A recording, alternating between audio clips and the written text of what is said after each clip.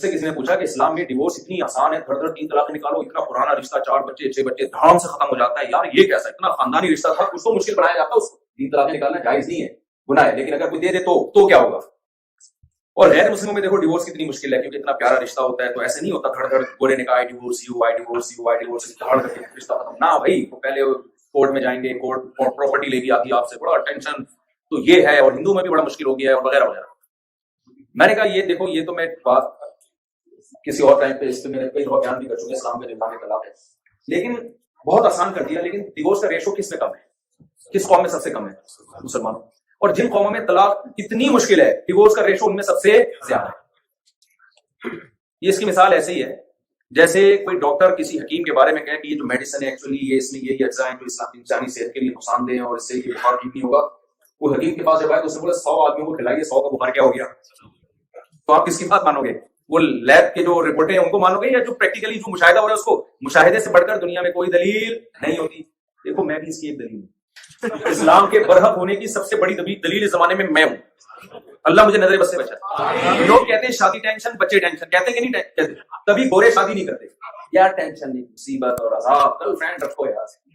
ہندو بھی اسی طرف آ رہے ہیں, girl friend boy friend, actually جب چھوڑنا ہوگا 2 منٹ میں پتلی گلی سے نکل گئے. شادی تو ایک, کیونکہ گرل فرینڈ جب آپ کی ہوگی تو نہ اس کی ماں آپ کی ساس ہوگی, نہ اس کے بھائی آپ کے سالے ہوں گے, کیا خیال ہے, نہ چاچا سسر, نہ ماموں سسر, نہ خالہ ساس, پتہ نہیں کیا کیا رشتے ہیں. تو ٹینشن بالکل ختم ہونی چاہیے نا. لیکن ہم نے اسلام کو فالو کیا, اللہ نے مجھے ٹوٹی پھوٹی توفیق دی, میں تو بہت نہیں مسلمان نہیں. میں نے کیا کیا, میں جب مدرسے میں گیا تو میں نے کہا بھائی اسلام تو پروموٹ کرتا ہے جلدی شادی کو, اور خواتین سے مادت کے ساتھ زیادہ شادیوں کو, اور کثرت اولاد کو, جس کو دنیا کیا سمجھ رہی ہے, ٹوٹل ٹینشن. تو میں نے کہا یہ تو بالکل اسلام کی تعلیم تو بالکل اس کے اگینسٹ ہے. دوسری بات یہ, ٹینشن نہ بھی ہو, ایک ٹینشن تو شادی میں اور بچوں میں سب سے بڑی ٹینشن ہے کہ کھلائیں گے کہاں سے. محدود آمدن والا ایک شادی کا نہیں, اور خاص طور پہ پاکستان میں سوچتا تو وہ زیادہ شادیوں کا کیسے سوچے گا. تو ہمارے لیے تو ایک شادی سوچنا بھی بڑا مشکل کام تھا, کیونکہ میرے لیے تو بڑا مشکل کام تھا. محدود تنخواہوں میں کیسے کر سکتا ہے انسان, اور پھر اولاد کی کثرت. تو ہمیں سورہ نور میں ہم نے آیت پڑھی, قرآن کہتا ہے نکاح کرو یکونوا فقراء یغنیہم اللہ من فضلہ. نکاح کرو, اگر فقیر ہوگی اللہ اپنے فضل سے کیا کر دے گا, بیوی آئے گی تو اپنی روزی, اپنی قسمت کی روزی لے کر آئے گی. تو پروگرام تو بڑھ گیا. وہ جو فیملی پلاننگ والوں کا پروگرام تھا, اس قرآن کی آیت اور یہ حدیث سننے کے بعد ان کا سارا پروگرام کیا ہو گیا. وہ جو بچپن سے اللہ معاف فرمائے ڈرامے دیکھے تھے, توبہ کر لی تھی ان سے. ان میں تو یہ سکھایا جا رہا تھا بچے 2 ہی اچھے, اور پھر ہر جگہ ایڈورٹائزمنٹ میں یہی سکھایا جا رہا تھا بچے 2 ہی اچھے, ہر جگہ مہنگائی مہنگائی. اور پھر لطیفے بیویوں پہ اتنے بنے ہوئے ہیں کہ بیوی سے بڑی دنیا میں لگتا ہے کوئی ٹینشن ہے نہیں. اتنے ہم نے لطیفے سنے ہوئے تھے. کچھ لطیفے تو میرے والد صاحب مجھے والدہ کی موجودگی میں سناتے تھے. میرے والد صاحب ایک لطیفہ بہت سنایا کرتے تھے میری والدہ کی موجودگی میں. تو وہ سنا رہے تھے کہ وہ ہماری والدہ بھی بیٹھی ہوئی تھی, تو جو چلتا رہتا تھا میرے والد والدہ میں. تو میرے والد کو لطیفہ سناتے تھے کہ ایک بزرگ تھے, وہ بڑی کرامتیں دکھایا کرتے تھے. لوگ ان کے ہاتھ چومتے, یار بڑے پہنچے ہوئے بزرگ ہیں. بیوی کہتی 2 نمبر ہے فراڈی, بیوی کہاں مانتی ہے شوہر. تو وہ بزرگ نے کہا یار گھر میں عزت ہے نہیں تو کیا باہر جو لوگ میرے ہاتھ چومتے ہیں تو کیا فائدہ. تو انہوں نے کہا کہ میں آج نا اپنی بیگم کو ایک ایسی کرامت دکھاتا ہوں کہ یہ مجھے مان جائے گا بزرگ. تو وہ باہر گئے ہوا میں اڑتے ہوئے, گھر کی چھت پہ سیٹتے. بیگم نے دیکھا, بیگم یعنی بھیس بدل کے گئے نا. تو جب گھر میں آئے تو بیگم نے پوچھا, بیگم سے کہنے لگے, بیگم نے کہا دیکھو ایک وہ بزرگ ہے بغیر سیڑھیوں کے ایسے ہوا میں اڑتے ہوئے جا رہے ہیں, اور ایک آپ کو پتہ نہیں کس کی چھوٹی موٹی کیا کرامتیں دکھا رہے ہوتے ہیں. آپ کو بڑا خوش ہوئے. انہوں نے کہا دیکھ بیگم وہ میں ہی تو تھا. بیگم کہتی اچھا جب ٹیڑے ٹیڑے ہوتے یہ لطیفے بھی ہم نے بہت سنے ہوئے تھے. وہ ایک آدمی جو تھا نا, وہ اس کی بیوی بیمار تھی, تو بیچارہ ہسپتال کے باہر بیٹھا ہوا تھا. ڈاکٹروں نے آ کے کہا کہ بھائی اب صرف 2 گھنٹے کی مہمان ہے. تو اس نے ایک لمبی آہ بھری اور بڑے ہم سے کہا ڈاکٹر صاحب جہاں اتنی زندگی صبر کی ہے 2 گھنٹے. لطیفے تو بنے ہوئے کہ نہیں, بہت سارے لطیفے بنے ہیں. لیکن ہم یہ کہتے تھے کہ یار قرآن اس کے اگینسٹ بات کر رہا ہے. قرآن اس فلسفے کو, یہ لطیفوں کی حد تک ٹھیک ہے, قرآن اس فلسفے کو نہیں کہا. قرآن کیا کہتا ہے, خلق لكم من انفسكم ازواجا جعل لكم من انفسكم ازواجا لتسكنوا اليها. یعنی بالکل 180 ڈگری پہ قرآن ہمیں لے کے جا رہا ہے. ہم بات کرتے ہیں اللہ غربت اور مہنگائی میں شادی کیسے ہوگی. سورہ نور میں اللہ کہہ رہے ہیں نکاح کرو, فقیر ہو گئے تو اللہ اپنے فضل سے غنی کر دے گا. اب اگر میں اللہ پہ ایمان رکھتا ہوں تو اب مجھے کسی ڈرامے یا فیملی پلاننگ والوں کے کسی نظریات سے متاثر اگر میں ہو گیا تو اس کا مطلب قرآن غلط کہہ رہا ہے اور دنیا کے فلاسفر کیا کر رہے ہیں, صحیح کہہ رہے ہیں. یہ ہو گیا نا, ایمان تھوڑی رہا. قرآن کہہ رہے ہیں بھائی چھوڑ دو اس فکر کمانے کی فکر کرو لیکن نکاح کو رکاوٹ نہ سمجھو. نکاح رکاوٹ نہیں ہے، غربت رکاوٹ نہیں ہے نکاح، وہ اللہ توکل کرو. پھر ہم جب دوسری طرف گئے ہم نے کہا بھائی ٹینشن ہے، شادی ہو جائے گی ٹینشن. دیکھو ہمارا آدمی کتنے بھی بجے گھر پہ آ جائے ایک آدھ دفعہ ابا کی ڈانٹ پڑتی ہے، ابا کو انسان تھوڑا بات گھما بھی دے. بیگم کو بیوقوف بنانا دنیا کا سب سے مشکل کام ہے. میں لطیفہ بہت سناتا ہوں، پرانے لوگ بور ہو گئے ہوں گے لیکن مزہ بہت آتا ہے اس لیے. بیگم کو بیوقوف بنانا دنیا کا مشکل.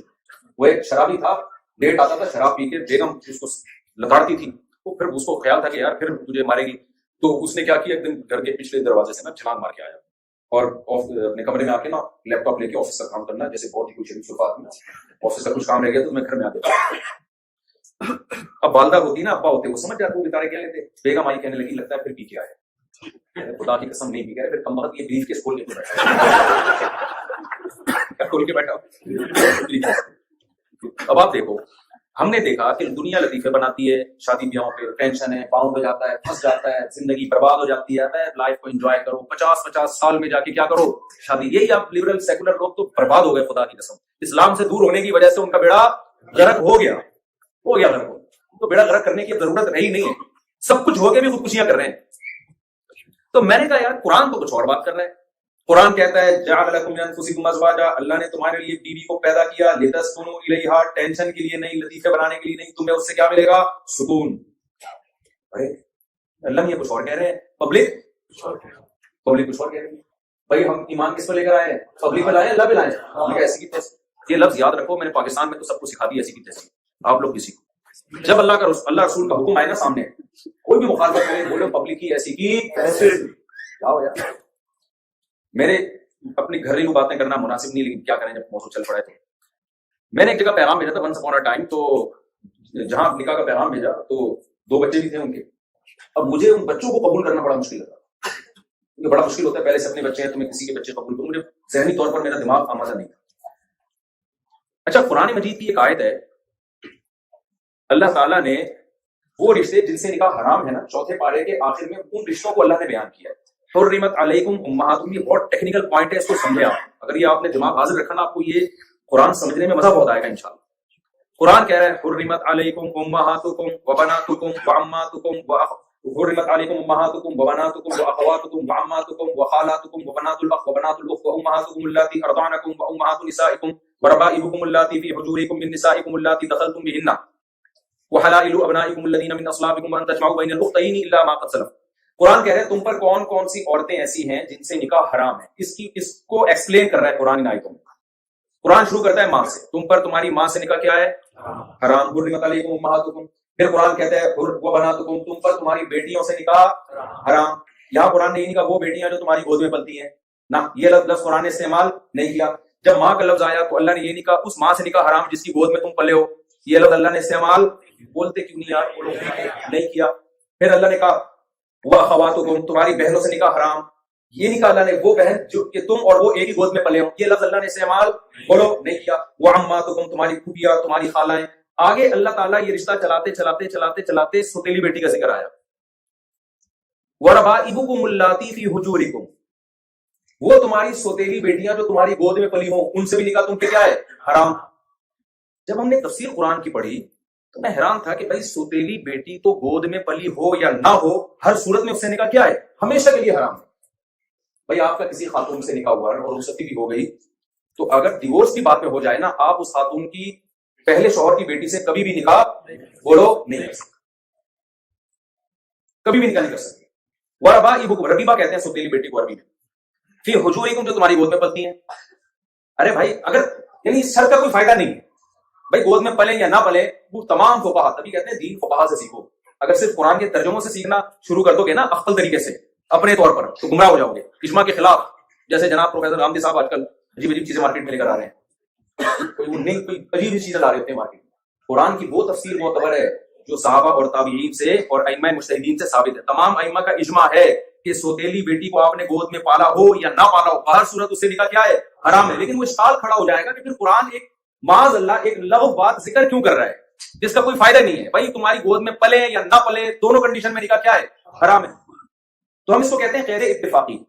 قید اتفاقی بعض دفعہ قرآن ایسی شرطیں بیان کرتا ہے کہ سوسائٹی میں ایک چیز رائٹ ہوتی ہے تو قرآن اس کو ہائی لائٹ کر دیتا ہے. مقصد یہ نہیں ہوتا کہ یہ شرط اگر نہیں پائی جائے گی تو نہیں کرنا، مقصد یہ ہوتا ہے کہ یہ تو چونکہ نارملی ہوتا ہے، اس لیے قرآن اس شرط کو ہائی لائٹ کر دیتا ہے۔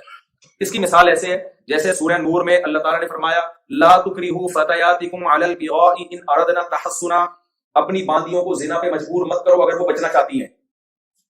توجہ ہے نا آپ لوگوں کی؟ تو کیا مطلب اگر بچنا نہیں چاہتی تو پھر مجبور کر سکتے ہیں؟ پھر بھی نہیں کر سکتے، چونکہ باندیاں بچنا چاہتی تھیں اس لیے قرآن نے کہا ہے، ورنہ اصل حکم یہ ہے کہ کسی بھی طرح سے باندی سے زنا کروانا جائز نہیں ہے، لیکن مسلم سوسائٹی میں مسلمان باندی کبھی بھی نہیں چاہے گی کہ زنا کرے، تو قرآن نے اس لیے شرط کا ذکر کر دیا کہ بھئی وہ تو چاہتی بھی نہیں۔ مقصد یہ نہیں ہوتا کہ اگر چاہے تو آپ اس کو اجازت دے سکتے ہیں، زنا تو بہر صورت حرام ہے۔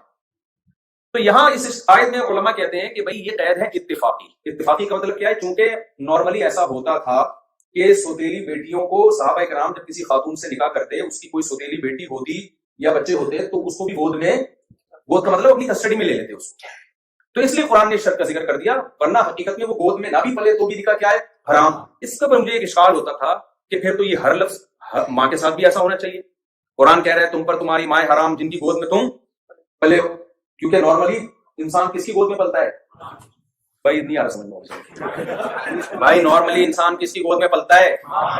ماں کی گود میں نا۔ ایڈی سینٹر میں تھوڑے لوگ ہی جاتے ہیں، زیادہ تر اپنی ماں کی گود میں ہی پل رہے ہوتے ہیں، جو اب تک رپورٹ مجھے جہاں تک نالج ہے۔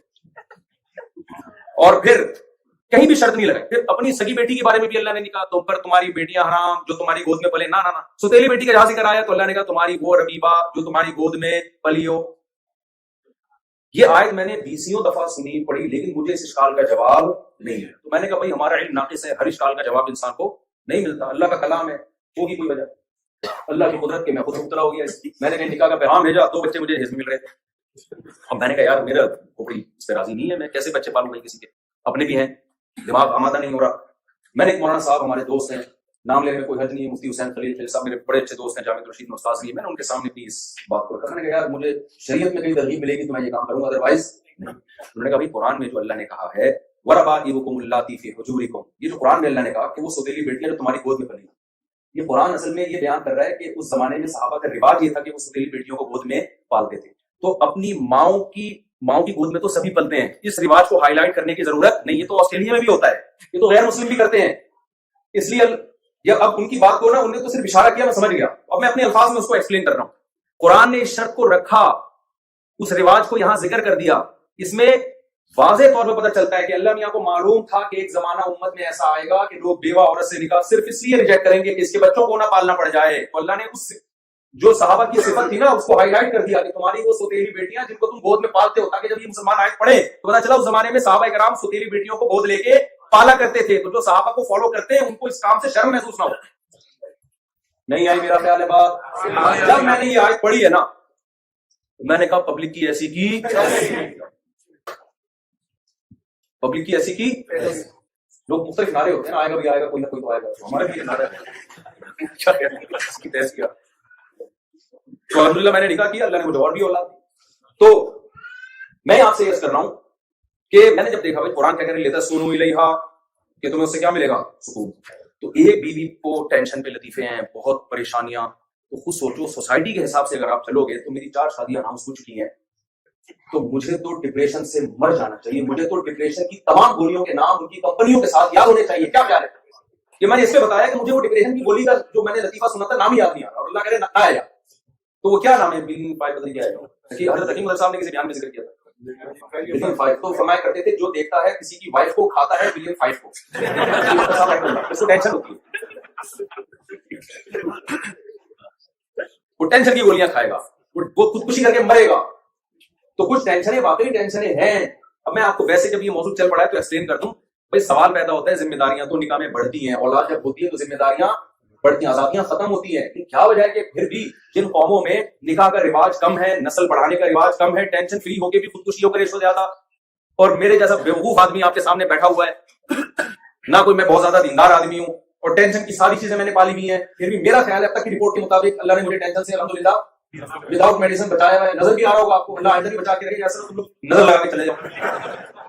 اور میں کوئی دعویٰ نہیں کرتا کبھی زندگی میں ٹینشن نہیں ہوگی، بھائی ٹینشن تو یعقوب علیہ السلام کو بھی ہوئی ہے، کیا خیال ہے؟ پیغمبروں کو بھی ہوئی ہے، تو مجھے بھی ہو سکتی ہے، فیوچر اللہ مجھے محفوظ رکھے، لیکن جس چیز کو آپ ٹینشن سمجھ رہے ہو اتنا تو ثابت ہو گیا نا کہ وہ ٹینشن نہیں۔ اچھا وہ میں ابھی آ رہا ہوں، یہ دیکھیں یہ جب بریک کا ڈھکن کھلا ہے نا میری دیکھ کر ڈھکن کھل جائے، بیچ میں نے کباب میں ہڈی بن گیا، وہ میں آ رہا ہوں اس کے بعد۔ تو یہ بھی اسلام کی خوبی ہے میرے بھائی، یہ کیا ہے اسلام کی خوبی؟ وجہ کیا؟ میں صرف دو لفظوں میں اس کی لاجک پیش کرتا ہوں، اس کی لاجک کیا ہے، پھر میں آگے اپنے اصل ٹاپک کی طرف آتا ہوں۔ لاجک پتہ ہے کیا ہے؟